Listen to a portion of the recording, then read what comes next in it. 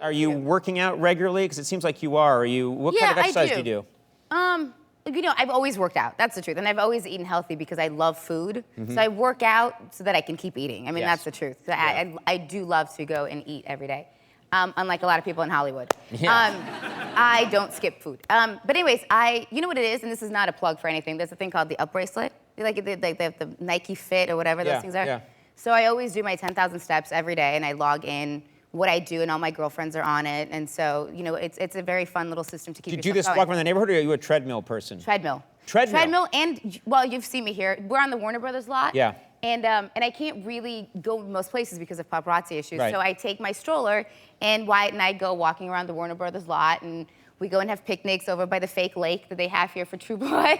And, the old romantic fake lake from True Blood. It's so bad. And there's a farmer's market here, so I go to the farmer's market every other Wednesday. It's a nice little world we have here, but I'm curious if you do the thing I do, which I'll get on the treadmill and I'll watch TV that I normally wouldn't watch. Oh. I do that all the time. I don't know if you do it. Oh, I do it, and I get judged for it. I do, and it's okay. Yeah, so I'm on the treadmill, and then I have the little, like, Fisher-Price little rocker. I put Wyatt in there. Right. And then, and I watch, bear with me, everybody, and do not judge, The Real Housewives of Beverly Hills. Now, here's the thing about the show. Do you ever watch it? I have watched that show, yes. These women are horrible. They're, like... Don't you say that! I mean, hold on. Mila, those are my friends. If that was the case, I would not be your friend, Conan. That show is the worst show on television next to True Tory, which is also... True Tory? I don't even know what that is. I know, that's the problem. You should know what it is. And... What is True Tory? Anyone?